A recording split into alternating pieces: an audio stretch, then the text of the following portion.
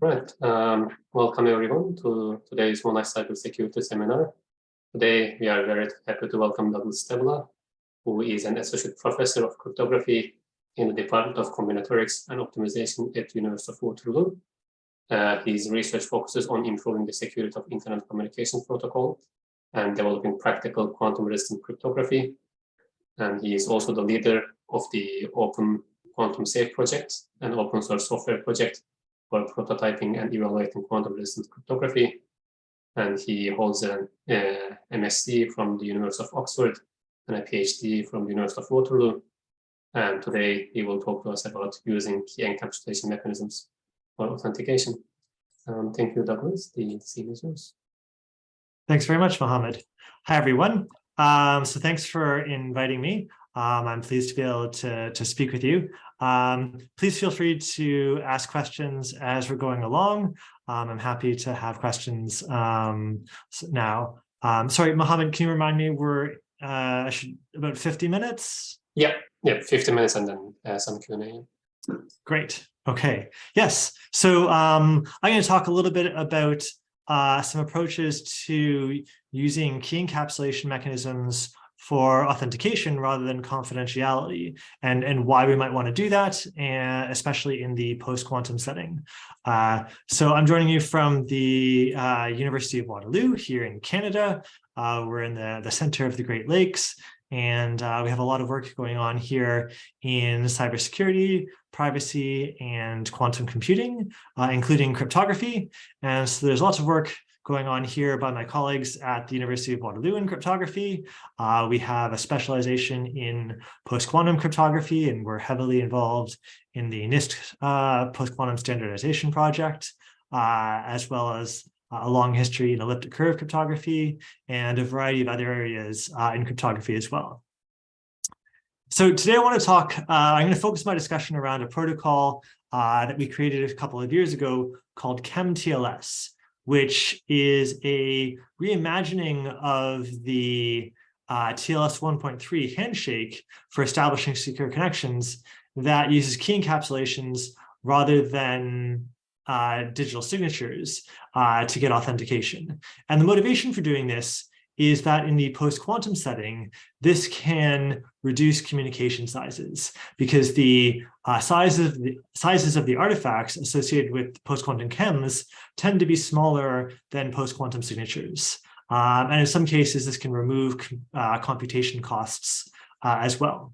But to make a substitution like this is a non-trivial change of the TLS protocol, and there's a lot that goes along with that. So I'm going to lay out a few pieces of that over the course of the talk. So first, I'll tell you a little bit about the design of this Chem TLS protocol that uses chems for authentication and how it performs, and then talk about a couple of variants of it that achieve better performance in some scenarios. I'll talk a little bit about proofs of Chem TLS and the extent to which we have confidence in its security, and then also talk about some applications or some ecosystem around this type of application, and in particular talk about what it would mean to be able to issue certificates for Chem public keys if we wanted to use them for authentication. So that's the plan for today, but as I said, please feel free to ask questions as we're going along. So first off, starting with the design of this Chem TLS protocol.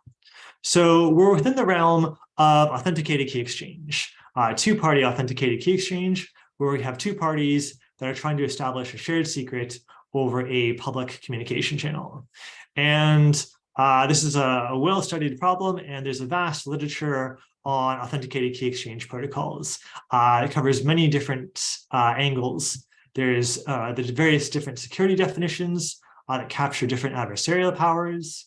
We can use different types of authentication credentials and have a variety of extra security goals beyond the basics of establishing a secret key.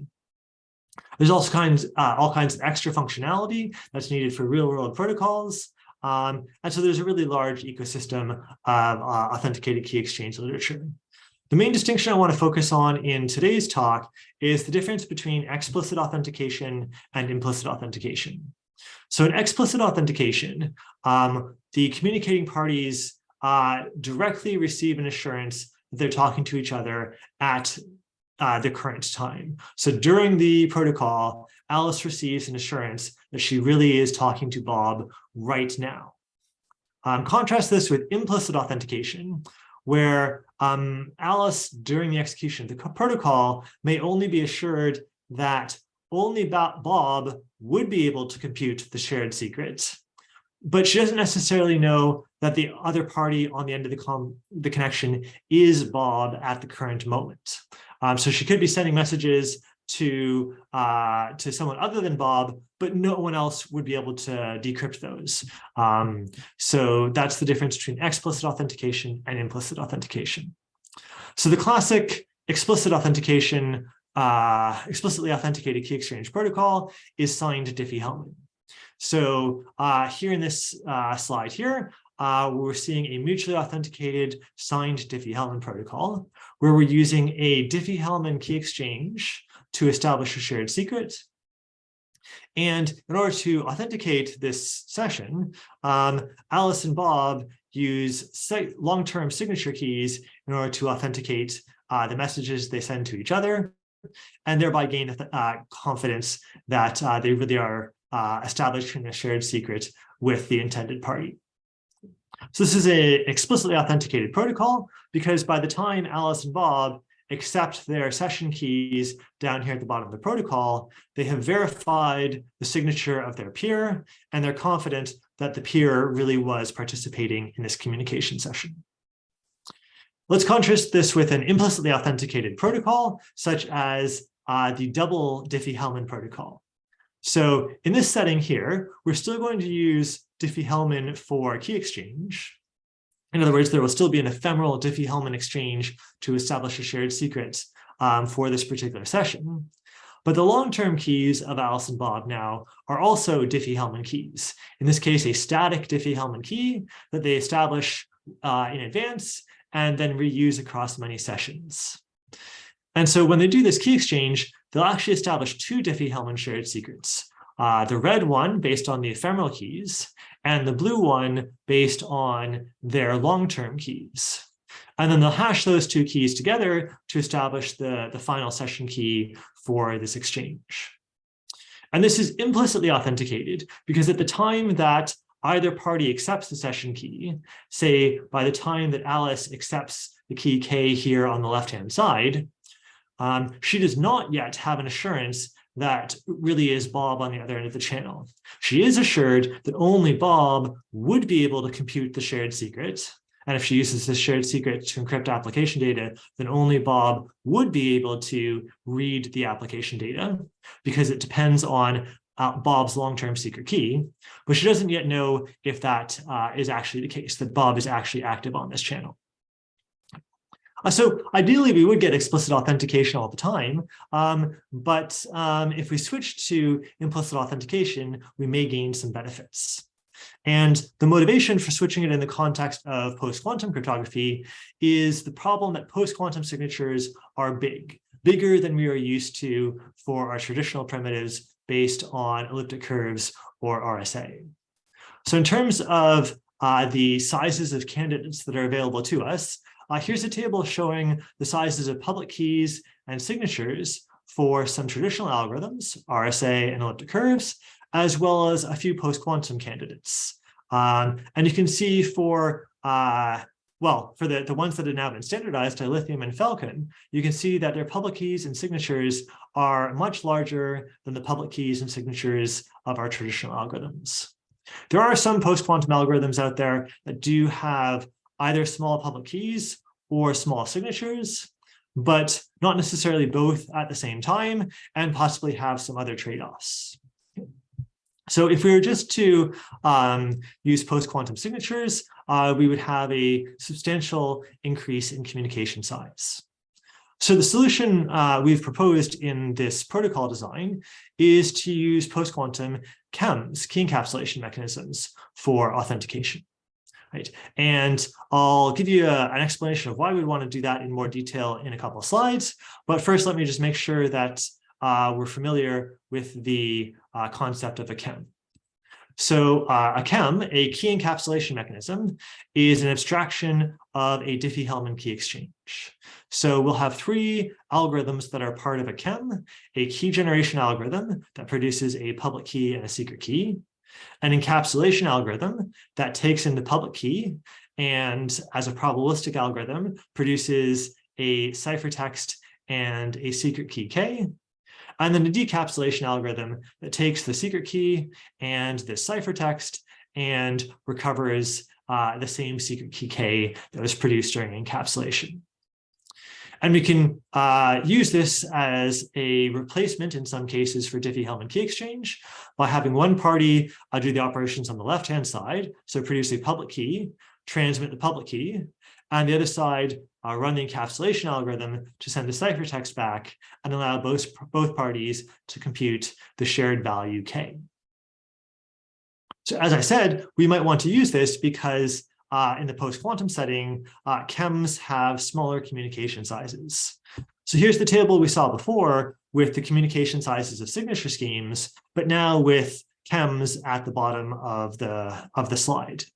And we can see for our lattice-based KEMs, including Kyber, which was selected by NIST for standardization, the communication sizes for Kyber are still larger than our traditional key exchange mechanisms based on elliptic curves or RSA.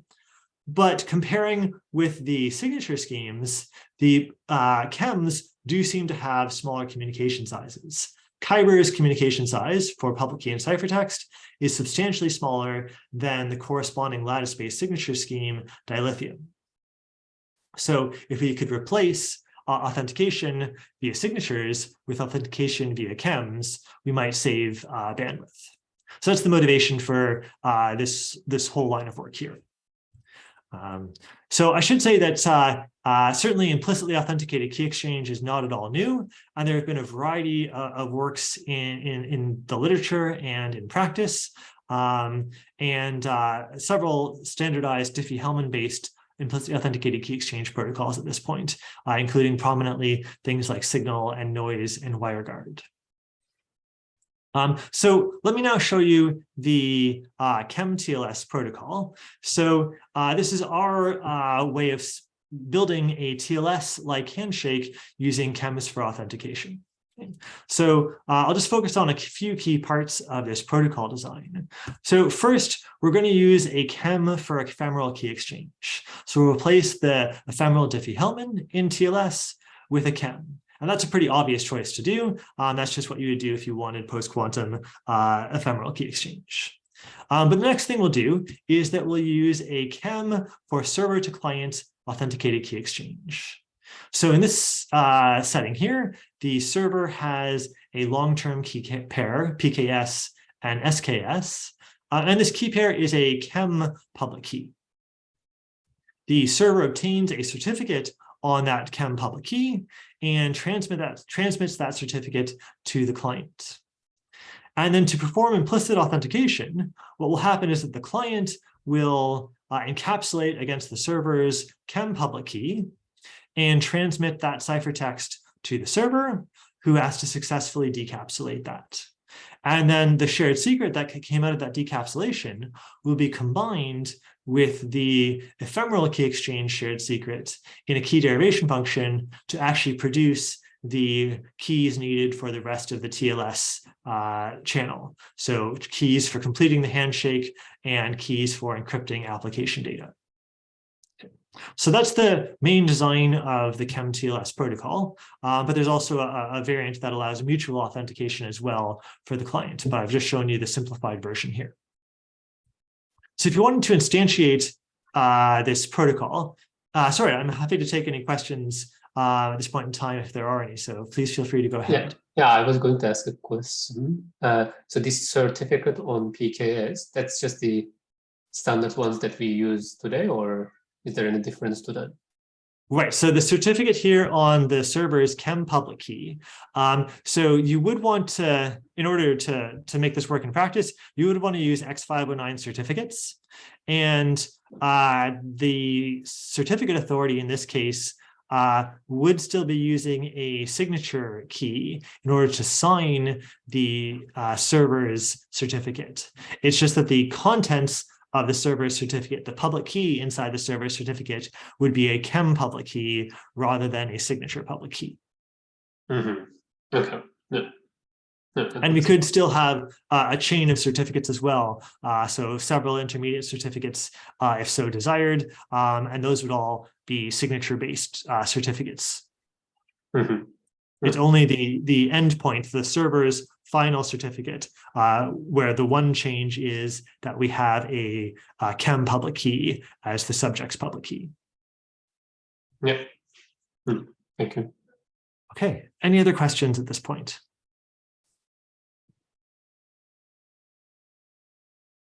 None in the chat. Yeah. Okay, great. So, so this is our basic design.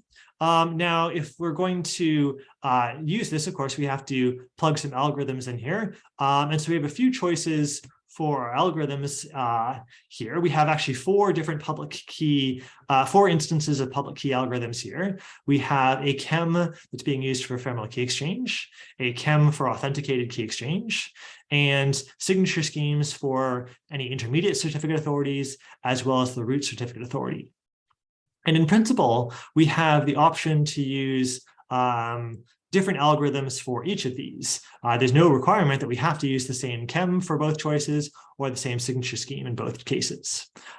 So it's worth writing down the properties that we need for these different algorithms and seeing if we can make some trade-offs or optimizations based on these requirements.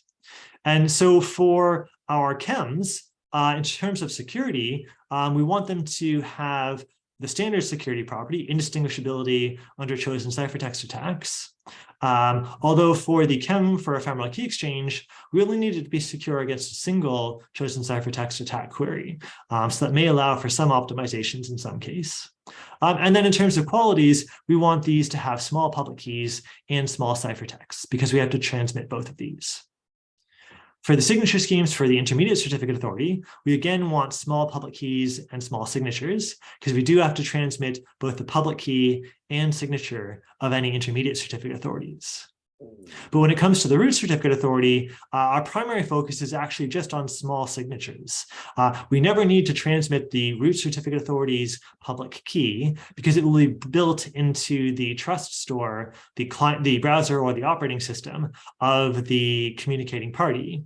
And so the public key will never be transmitted, only the signature. So we may be able to make a trade-off there.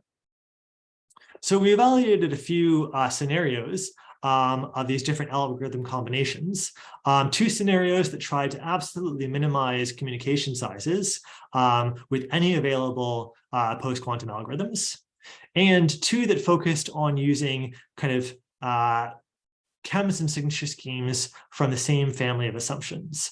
And so at the time of this work, all of the NIST round 3 candidates were still within scope. And so we looked at N-true assumptions and module LWE assumptions. And so I'll show you some of the trade-offs that we can find between size and computation time for the different algorithms. So I'll show you how to read this graph. So on the x-axis, we're talking about the size of public key cryptography objects transmitted during a communication session. And on the y-axis, we're counting the time it takes until the client starts to receive application data. This is a 3 round-trip protocol, so we have to keep at least 3 round trips. And so in this case, there's, in this experiment, there's about 30 milliseconds of latency. And so we can't start receiving application data until at least 3 round trips have passed. And then anything further above that depends on the computation time of the algorithms. Let's look at the right-hand side here, where we have a blue and a red dot that says assumption MLWE underneath. So in this case, we're imagining using lattice-based signatures based on the module learning with errors problem. So our options here are dilithium for signatures and Kyber for key encapsulation mechanisms. The blue square represents the scenario where we just kind of naively put an ephemeral KEM into TLS and use digital signatures as usual for authentication. And you can see that we're looking at around 11.5 kilobytes of communication sizes. The red dot, just to the left of that, represents what happens if we use KEM TLS. So we've replaced the server authentication, the second letter in this trio here, with switching dilithium to Kyber for implicitly authenticated key exchange. And in doing so, you can see we've saved over 2 kilobytes of communication sizes. So we've had a substantial improvement in communication sizes by switching dilithium explicitly authenticated key exchange to Kyber implicitly authenticated key exchange. Elsewhere through the graph, you can see the impact in other algorithm scenarios. So if we were using ntrue-based primitives, ntrue for key exchange and Falcon for signatures, then the difference is not very dramatic because Falcon and ntrue have similar communication sizes. And at the time that we did this work, we also considered a scenario where we absolutely tried to minimize communication sizes using any available post-quantum primitives. And at the time of this work, both Cyc and Rainbow were still options available to us. And so we saw with Chem TLS using Cyc for key exchange and Rainbow for root certificate signatures, we could get very small communication sizes, less than 2 kilobytes of public key cryptography transmitted, albeit at the cost of a higher computation time. This combination is no longer viable because neither Cyc nor Rainbow are secure at this point in time. But if we did try to replace these with potentially other protocols with similar characteristics, a multivariate signature scheme that did have a similarly small public key, or perhaps a replacement isogeny-based chem like Seaside, then we might still be able to achieve quite small sizes in this neighborhood here. So that's kind of the main motivating scenario here, this movement on the right-hand side from the blue square to the red dot that we get by replacing explicitly authenticated signatures with implicitly authenticated chem-based key exchange.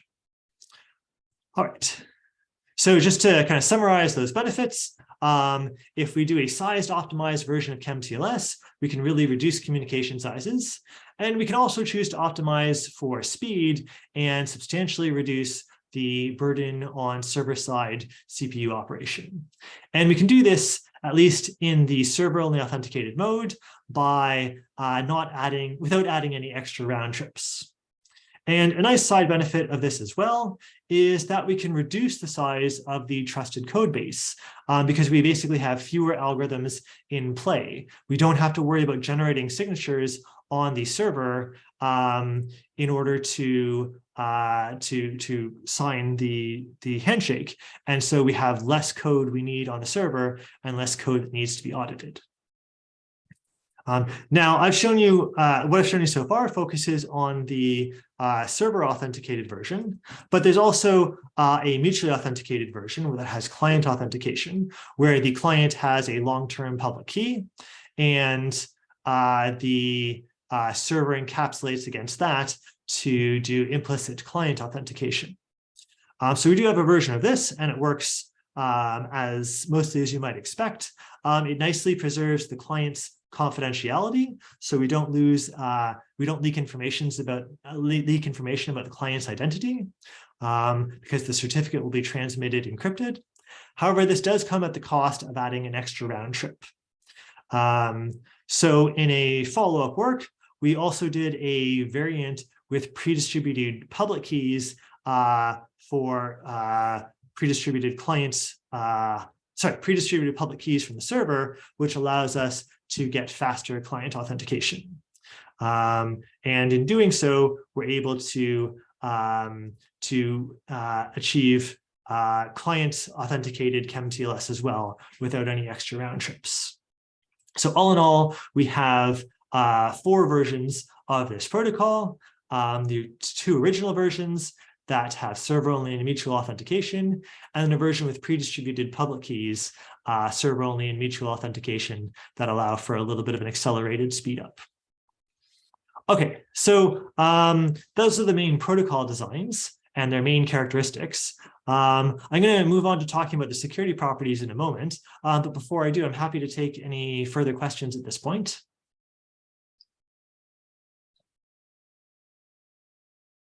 I actually have a quick question. So when you had this graph with the round trips and the computation time, it seemed to me like the computation that's really spent on the crypto operations, that's kind of less than the round trip time, I guess, or at most at that level. Is there an application where that computation time is really important, or usually the size in this case is more important? So is there an application where that computation time is really important? There certainly could be. If you were on some kind of embedded system, you might be on a pretty cheap processor that does things very slowly, but still has the capacity to transmit. So I think if you're on a battery operated device, then as I understand it, there's a cost associated with transmitting stuff over the radio. And so in that case, you would care about both of them. If you had a low powered device that had a reliable power source, then maybe you'd care more about computation time than communication sizes. So that would be one scenario where you might care more about computation time. In most of our cases, we still do actually see an improvement in computation time. So at least for Kyber and dilithium and for Ntrue and Falcon, we do have that the Chem TLS version actually is faster because those operations are faster for chems than for signatures. Yeah.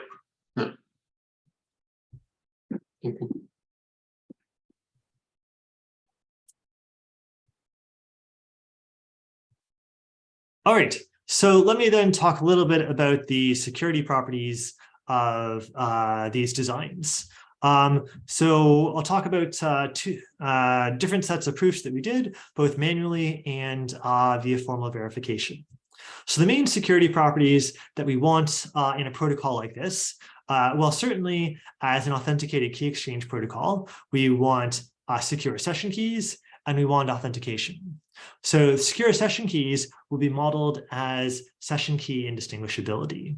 That you shouldn't be able to distinguish the session keys established from random strings. And if that's the case, then it's safe to use those keys in a composed protocol like symmetric encryption for application data. And we want authentication, either implicit or explicit. But there are actually a couple other properties we might want as well. For our session keys, we might want forward secrecy, that revealing a long-term credential later does not compromise the security of session keys established earlier, as well as deniability, that it's possible for a party to deny having been involved in a particular transcript in a particular session because the transcript does not leak verifiable, transferable information about who is involved. Right. So in order to analyze a protocol like TLS and this variant Chem TLS, we have to use a security model called multi-stage authenticated key exchange. And this is because protocols like TLS don't actually just do one key establishment. They actually establish many keys that are used for many purposes. And so this diagram on the right here is kind of the full version of the Chem TLS handshake as embedded into the TLS protocol. And there are multiple keys established here. In fact, there are 6 session keys established throughout the handshake for different purposes. There are 2 keys used that are established to encrypt the rest of the handshake. There are 2 keys in the middle that are established that also encrypt the rest of the handshake, but now do so with some authentication properties. And then the final 2 keys established in this model are to encrypt the application data. And this builds on the same design in TLS, which also has several keys established for these different purposes. So the formalism for modeling a protocol like this builds on the classic Bellaria-Rogaway authenticated key exchange model. There's a multi-stage version of this model from 2014 introduced by Fischler and Günther, and then was adapted in 2015 to analyze the TLS 1.3 protocol.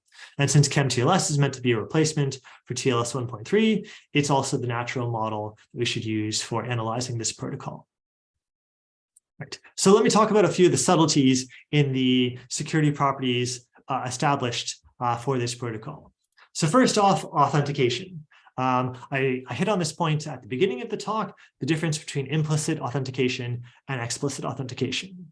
So in KEM TLS, we do have some implicit authentication. In particular, at the time the client transmits its first application flow, that flow is only implicitly authenticated. So at that point in time, the client is assured that the first application flow can't be read by anyone other than the intended server, but doesn't know at that point in time that the peer actually is the intended server. But we actually will get explicit authentication a little bit later in the handshake. So there will be a key confirmation message that transmitted back from the server to the client. And once the client receives and verifies this, then that will actually give explicit authentication, even though we're only using KEMs. The explicit authentication comes from the MAC tag that's transmitted. And so that will retroactively give explicit authentication to the client and all previous keys established earlier in the protocol. Another subtlety as a result of this implicit authentication is an impact on the downgrade resilience of the protocol. So TLS and KEM TLS, as you probably know, would be negotiated protocols where the client and server negotiate which algorithms they're going to use, the client's offering some suggestions, and the server picking from among those suggestions. And with this change to implicitly authenticated key exchange, the server, we don't have an explicit authentication of the cryptographic algorithms negotiated by the time the client sends its first application flow. So there is the possibility that there could be some fiddling with the choice of algorithms. Now, a man in the middle can't trick the client into using a completely undesirable algorithm, like going back to 512-bit RSA, because the client would never have offered that. But the man in the middle can trick the client and server into temporarily using a suboptimal algorithm. But this client and server will eventually realize this and will be able to reject the connection. And we're able to model formally 3 different levels of downgrade resilience for the different stages of the session keys that are established in the protocol. Another subtlety in terms of security is forward secrecy. As I mentioned earlier, this is the property of whether compromise of a party's long-term key allows decryption of past sessions. And in a multi-stage protocol like this, it turns out that different stages of keys achieve different levels of forward secrecy. And so there are actually 3 different levels of forward secrecy achieved by the different keys in this protocol, depending on what types of operations the adversary was allowed to do at that particular time. So there's 2 levels of weak forward secrecy, and then the full definition of forward secrecy, where we only demand that the adversary was either passive or didn't corrupt the peer's long-term key before acceptance. And we're able to show that the final session keys established do achieve the full forward secrecy properties. And once we have explicit authentication at the end, then all of the previous keys are also retroactively upgraded to full forward secrecy. The final security property to talk about is deniability. So this KEM TLS design does not use signatures for authentication. And as a result, we have the potential for achieving deniability, specifically a version of deniability called offline deniability, where a passive judge who does not collude with either party is not able to distinguish an honest transcript generated by the real parties from a forgery generated by just one of the parties. And that's because in an implicitly authenticated protocol like this, if Bob wants to forge a transcript claiming that Alice was involved, he can do so by computing all of the things from his side, his perspective of the key exchange. There are no signatures that he has to forge. He only has to compute Diffie-Hellman-like shared secrets. So this protocol does achieve offline deniability compared with TLS 1.3, which in fact did not achieve offline deniability. So this is more in line with properties in protocols like signal and off-the-record messaging. But it does not yield online deniability, which is a stronger property that's much harder to achieve when one party does not follow the protocol rules or colludes with the judge. So we did an analysis of our protocol designs with respect to these security properties. And so we have both pen and paper analyses and formal verification using the Tamarin prover. And we actually have two proofs in Tamarin using different levels of granularity for modeling security. A version of the Tamarin model that covers the protocol specification in more detail, but a higher level of abstraction for the security properties, and vice versa. One that has a higher level of granularity for the security properties, but a slightly more abstract version of the protocol specification. I don't think I will go too much in terms of the details of the proofs. I'll just maybe offer a few observations from the formal verification aspect of the work. And so the you do formal verification because you want to be sure that your proofs are correct. Now, I should be clear that the way Tamarin works as a symbolic model checker is giving a different type of assurance than the pen and paper proofs. So the statements here are different, and Tamarin, for example, works in the Dole-Levial model, whereas pen and paper proofs work in a computational model.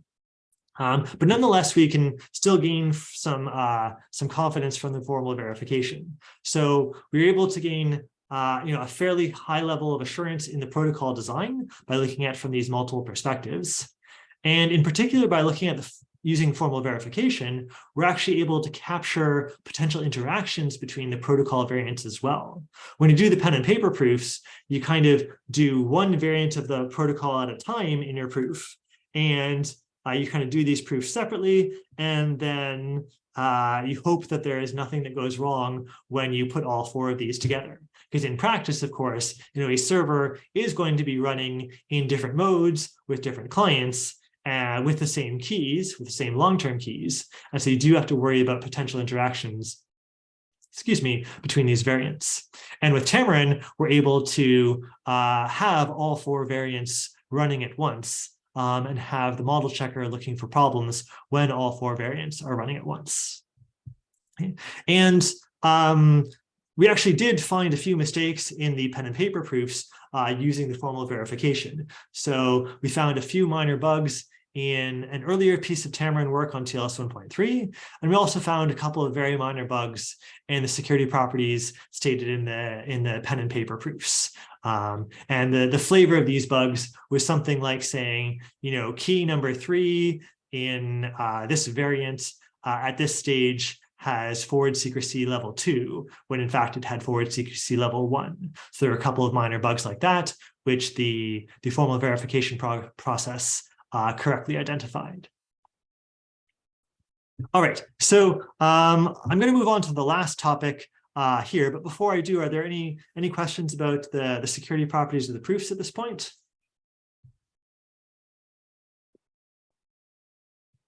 I might just again one quick thing. So this one, of course, doesn't satisfy non-repudiation, right? Because there is deniability, as you mentioned. Correct. So there's no non-repudiation here. In general, although something like TLS is using signatures to authenticate the handshake, even TLS would not give you any kind of non-repudiation property about the application data, because once we've completed the handshake in TLS, we switch over to using symmetric key encryption and message authentication codes to transmit application data. And so we would not have non-repudiation for the application data due to the message authentication codes. And that remains true in KEM TLS as well. Yeah, thank you. Okay, so the last bit that I wanted to talk about was about building certificates for KEM public keys. And so I would say this is kind of, trying to look at things a little bit more practically, thinking about how we would actually deploy this and what system administrators would need in order to be able to deploy this. And one of the things that they need is certificates.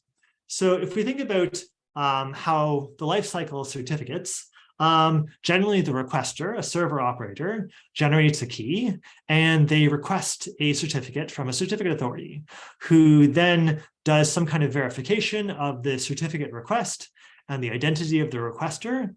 And having been convinced that all of this is on the up and up, the certificate authority issues a certificate to the requester, who then starts using the certificate. And then possibly at some later point in time, there might be some revocation needed for that certificate, either by the requester or the certificate authority. And so a request is made to revoke and the certificate is ultimately revoked, or maybe it just expires and then we move on to the next certificate.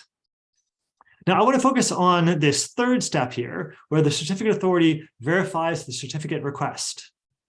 And typically one thing that happens during the certificate verification by the certificate authority is that the certificate authority wants to verify that the requester has the corresponding secret key to the public key that's being certified. This is called proof of possession.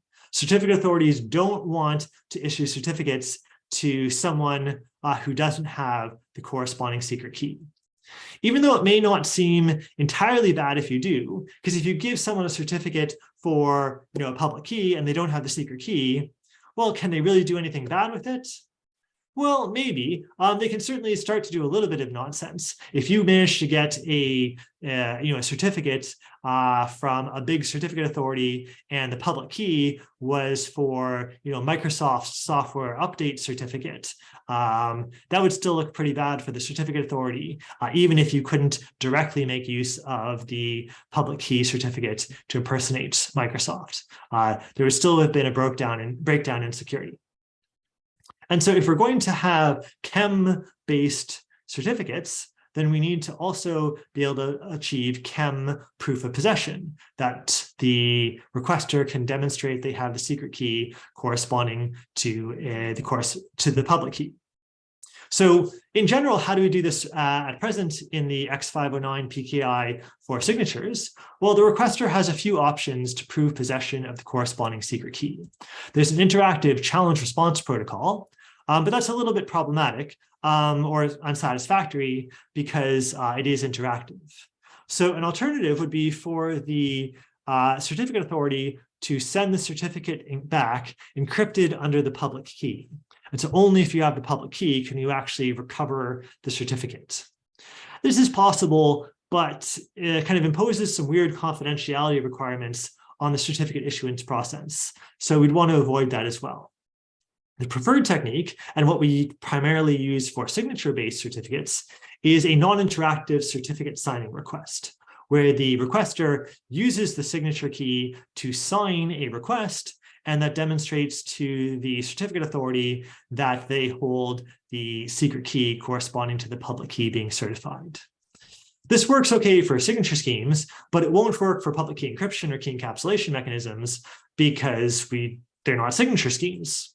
And so if we wanted to have a non-interactive certificate proof of possession process for KEM public keys, we need something new. And so that was the goal in this last piece of work, to design a non-interactive proof of possession protocol for lattice-based KEM public keys.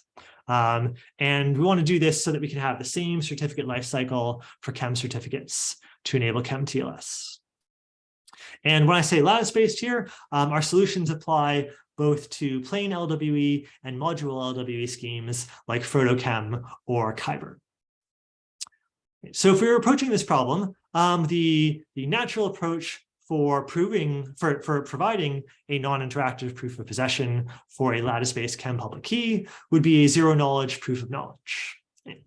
And among this family of solutions, there are two main approaches. There are direct constructions, direct zero-knowledge constructions, where the construction itself is based on a lattice problem, or there are generic approaches based on generic building blocks like ZK snarks or multi-party computation in the head. So kind of summarize the main characteristics of these potential solutions. So a direct lattice-based construction is compelling because it can be quite efficient and small.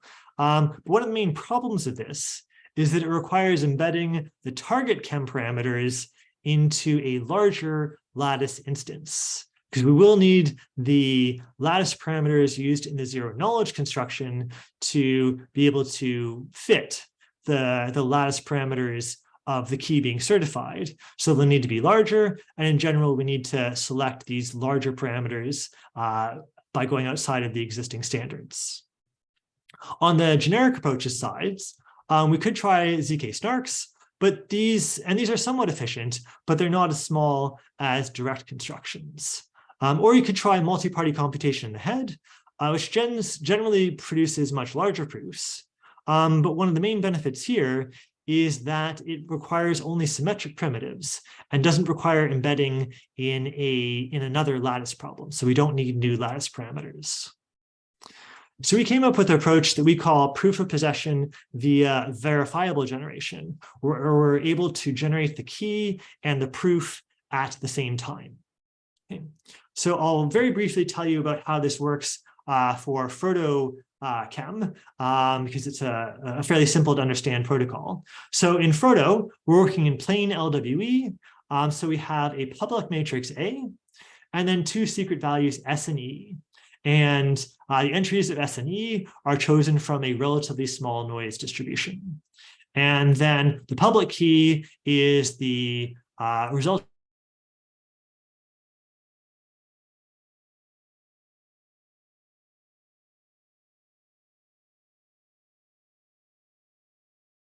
matrix B that you get multiplied adding matrix E. The key is S. And the parameters for Frodo KEM here are shown. I think the most important thing to us is that the noise distribution is small. All right. So if we want to generate, if we want to do this verifiable generation for Frodo KEM public keys, then what we'll do is first generate and commit many allegedly small values for S and E. And then we'll reveal some of them to prove that they're small, and then use the rest for the actual key generation. Okay. Now, the second step here of revealing some of them to prove they're actually small proves that the ones that we revealed are small, but doesn't prove that all of the unrevealed small values are small, only most of them. And you can calculate how many, what the probability that most of them are small, with some simple probability estimates. And then we're going to use the rest for the actual key generation, but we would need to prove that we actually use the rest of these values in the key generation process. And we can do so using a multi-party computation in the head protocol, like the picnic signature scheme. And then actually use Fiat Shamir to convert this into a single-use signature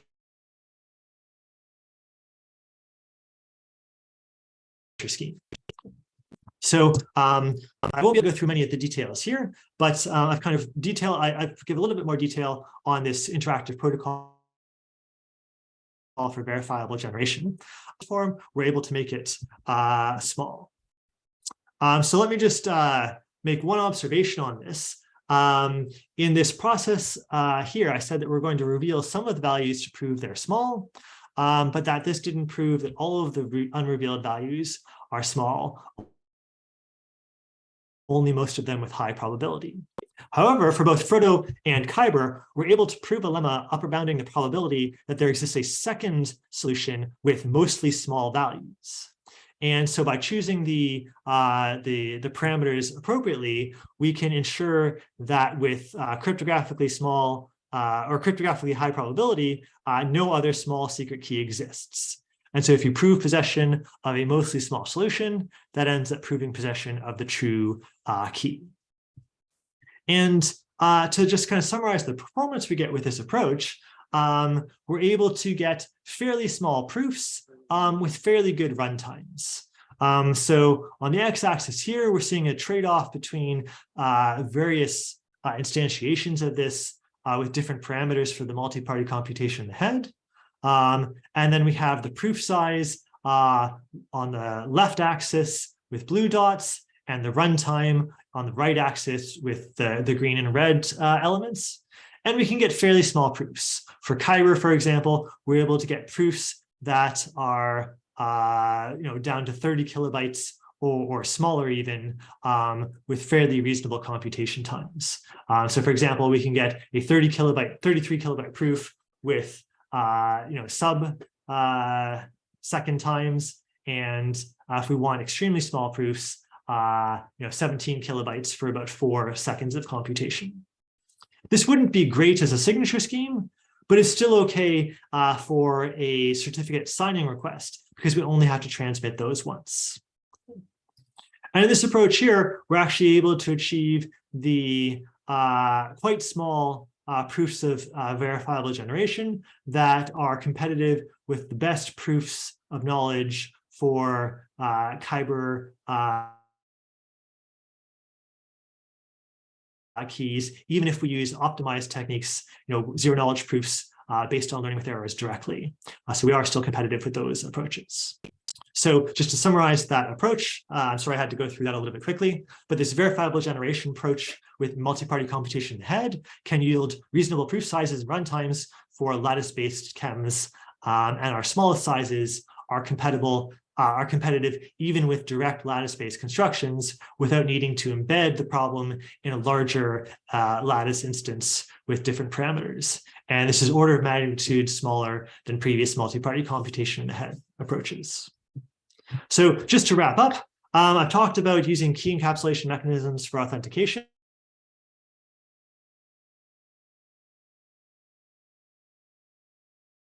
And talked about this Chem TLS using signatures. And the main benefit here is that it can save bytes on the wire because of the smaller communication sizes of chems compared to signatures. I've talked about the various steps we've gone through to try to be confident in the design, provide variants that work with different communication flows, and to start looking at how we would issue certificates for this type of protocol. All right, so I'll wrap up here and happy to take any questions. Thanks very much. Thank you very much, Douglas, for your very interesting talk. Do we have any questions from anyone? If you're in the panels, you can just speak up, or if you have any questions from the attendees, you can type it in the chat or Q&A.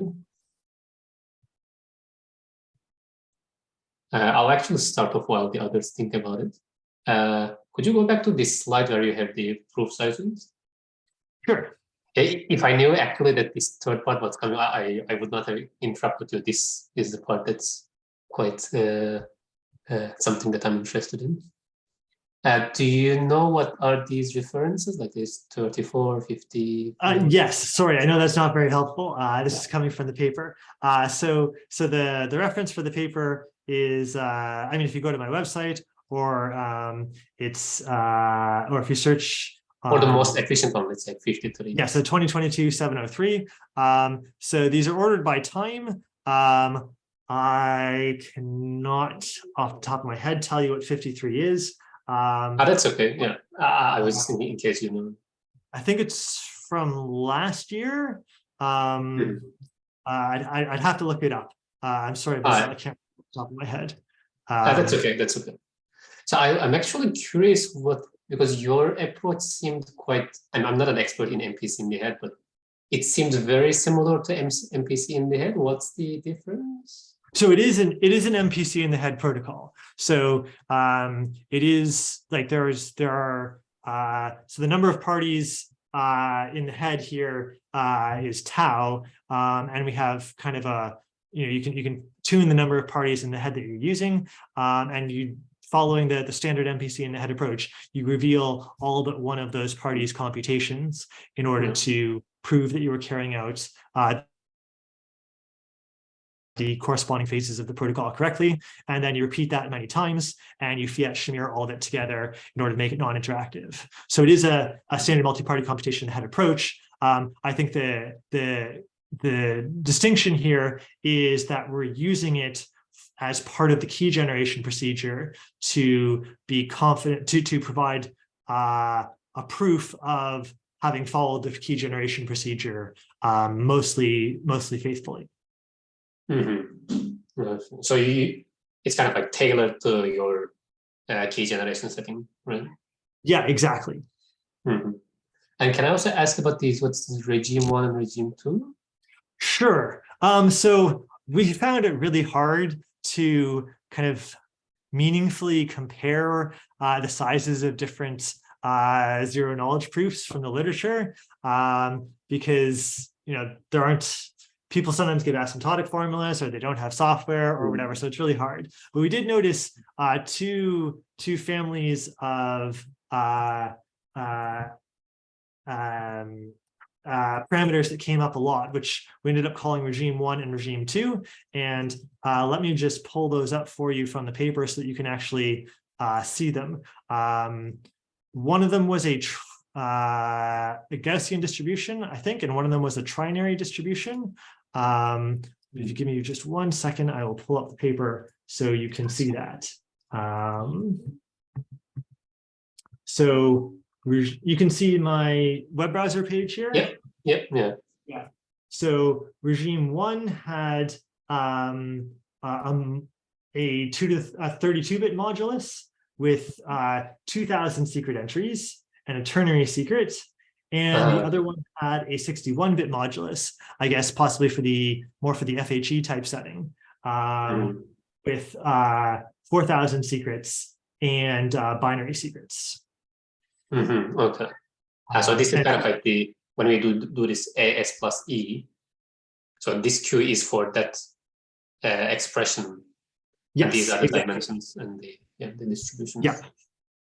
So those weren't the regimes that we were interested, because we were motivated by Kyber and Frodo, but we can kind of plug ours into those settings as well. And those were the only kind of systematic comparisons that we could get across the entire literature. There were very few pieces of previous literature that had looked at the Kyber or Frodo Chem parameters, and it was not trivial to calculate what they would be for those parameters.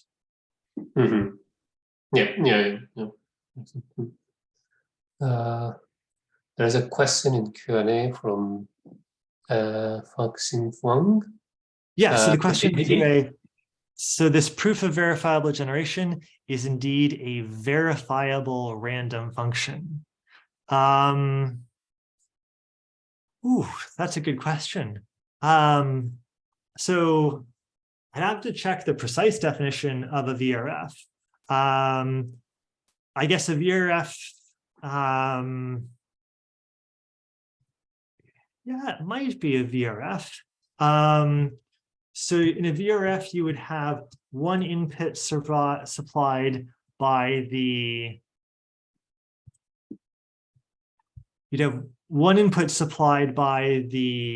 user, and they're asking for the PRF to be applied to that. Could you turn this into a VRF?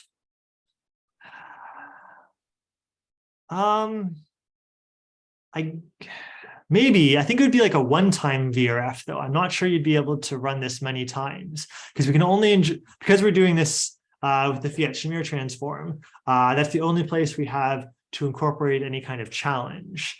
And so you would be able to supply one challenge and verify that it was incorporated faithfully. But I don't know that you could do it again.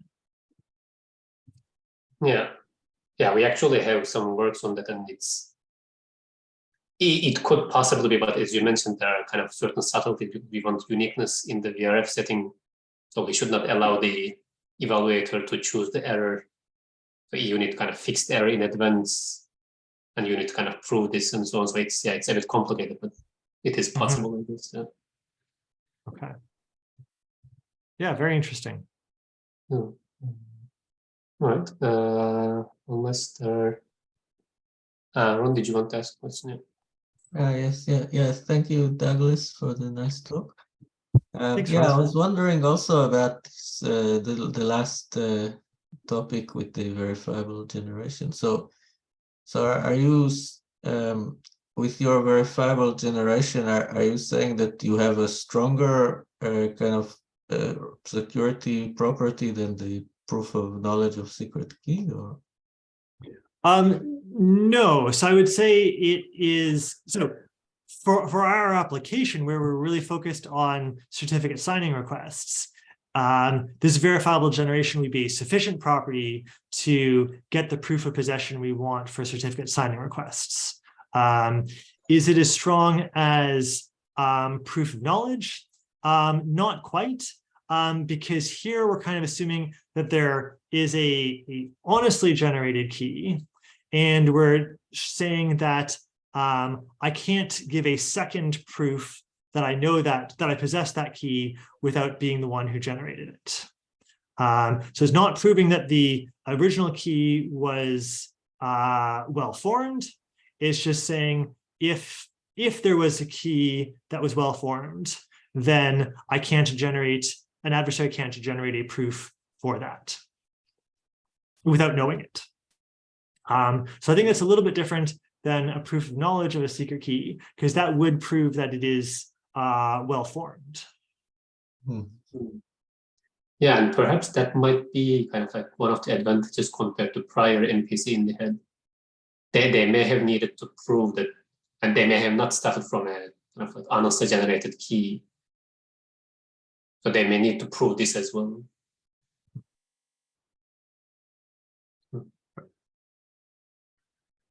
Okay, yeah, thank you. So it is a different property, certainly. It is a different property that's being proved.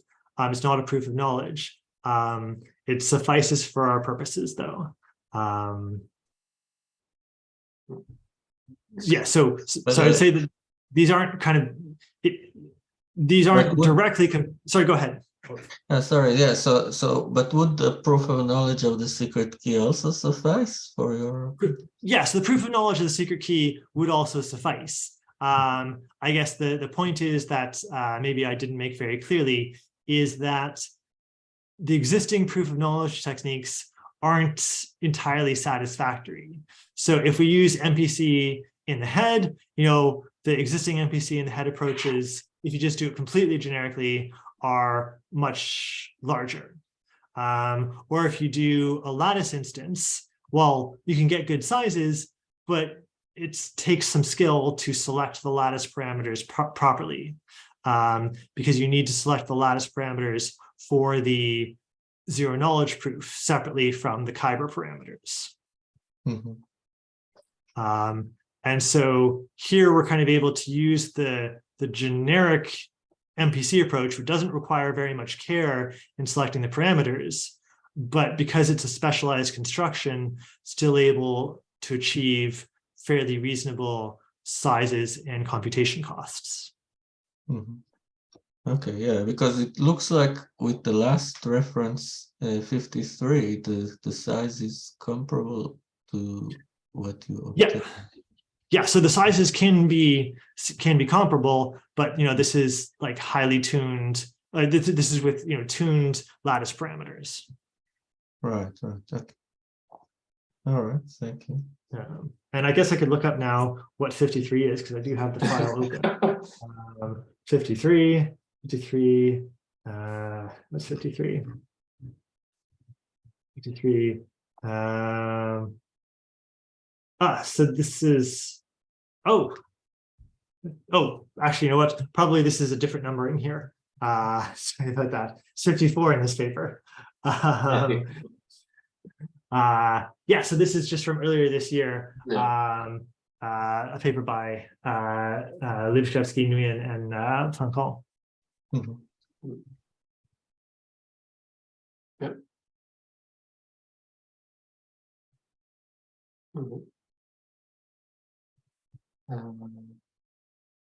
Yeah, unless there are any other questions, I think for the sake of time, we may conclude the session here. Yeah, thank you very much, Douglas, for your very interesting talk. Yeah, it's really great to see progress in this area, trying to make post-quantum crypto more accessible. And thank you everyone for tuning in, and hope to see everyone in the next seminar. Thanks very much. Nice meeting you all. Thank you. All right.